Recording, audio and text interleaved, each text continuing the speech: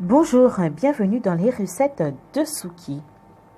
Aujourd'hui, je vous présente du punch coco. Pour réaliser, il faut du lait concentré sucré, du rhum ou autre. Selon votre appréciation, vous choisissez la liqueur qui vous convient le mieux. Évidemment, l'élément essentiel, c'est la noix de coco que j'ai nettoyée, enlevée de la noix. J'ai découpé en petits morceaux et bien lavé.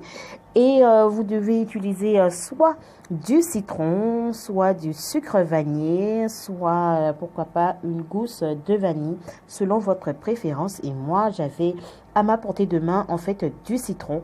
Et c'est avec ce citron là qu'on va râper pour obtenir du zeste de citron.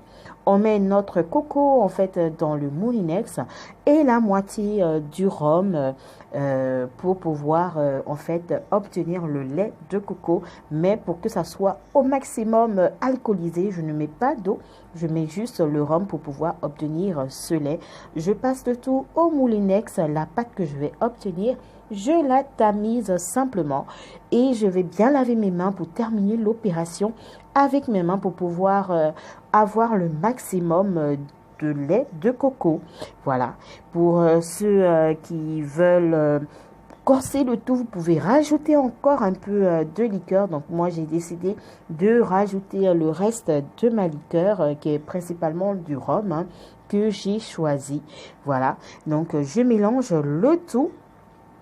Et je prends mon lait concentré sucré que je rajoute à la préparation.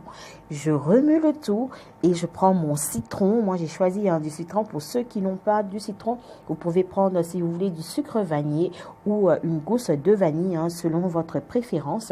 Donc, je prends mon citron que je lave bien et je râpe le citron pour obtenir en fait des zestes de citron que je mélange à ma préparation.